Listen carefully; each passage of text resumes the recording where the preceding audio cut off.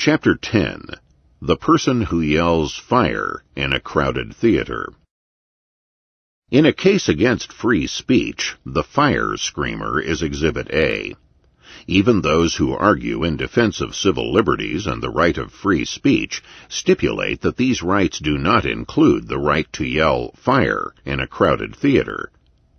This is the one case where all parties seem to agree that the right to free speech is not as important as other rights. But to override the right of free speech for any reason is a dangerous precedent and never necessary. Certainly it is not necessary in the case of the person who yells fire.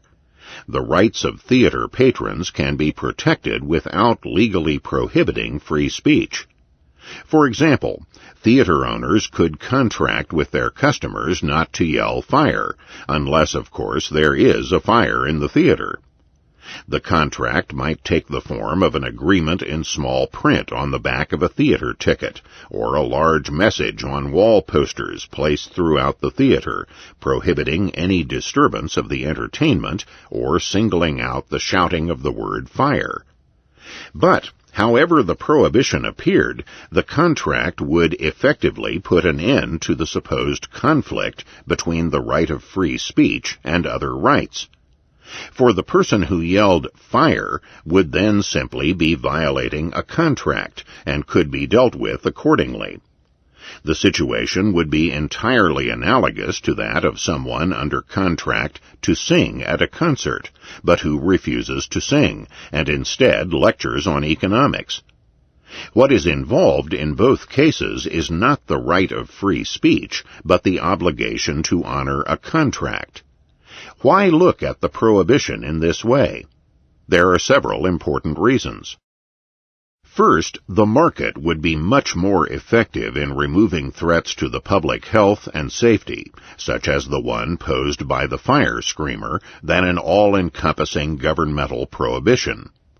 A market contract system would work more efficiently because theater entrepreneurs would be in competition with each other with regard to the efficiency with which they prevented outbursts disruptive to the audience. Thus, they would have a great incentive to diminish the number and severity of such outbursts. The government, on the other hand, offers no incentive. No one automatically loses money when the government fails to maintain order in a theater. A second reason we can expect greater success from the market than from the government is that the market is, by its very nature, more flexible. The government can only make one all-embracing rule, with, at best, one or two exceptions. The market does not have such restrictions. The flexibility and complexity of the market are limited only by the inventiveness of the actors in it. Third, the government system of protection against yelling fire, outright prohibition, violates the rights of perhaps one of the most oppressed minorities, the sadists and the masochists. What of the rights of the sadists who enjoy yelling fire in a crowded theater and then watching the crowd tear itself to pieces in the resultant mad rush for the exits? What of the masochists who relish the thought of having fire yelled at them while in the confines of a crowded theater with the same mad but exhilarating crush at the door? Under the government system of outright prohibition, these people are denied what may be their most fervent wish, their chance to go out in a blaze of glory. In the flexible market system, however, where there is a demand for a service, a supply will soon arise. Where there is an unfulfilled demand for sadomasochists screaming fire and then watching the frantic crushes, entrepreneurs will rise to the occasion and provide the requisite service.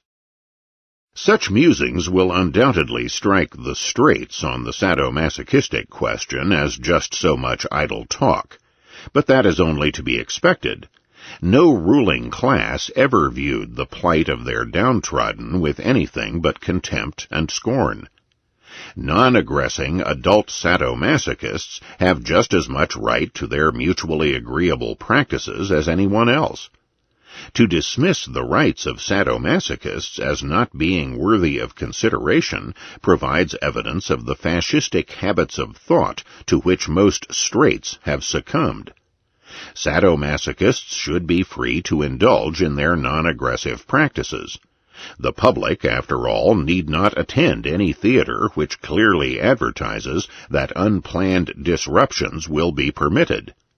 Sadomasochists, for their part, would still have to curb their enthusiasm when patronizing straight theaters.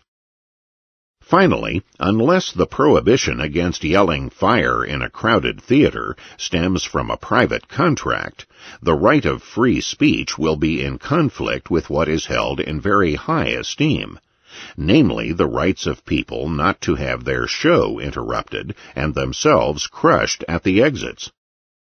Freedom of speech is at best a weak reed. It is always in danger of being suppressed. Our hold on it is sometimes very tenuous indeed. Therefore, anything which tends to weaken it even further must be opposed. There is hardly a scare tactic better designed to destroy freedom of speech than the creation of a false conflict between the right to speak freely and other rights held in vastly higher esteem. Yet this is precisely what the usual interpretation of yelling fire accomplishes. If exceptions to the right of free speech are granted, our tenuous hold on the right of free speech is weakened.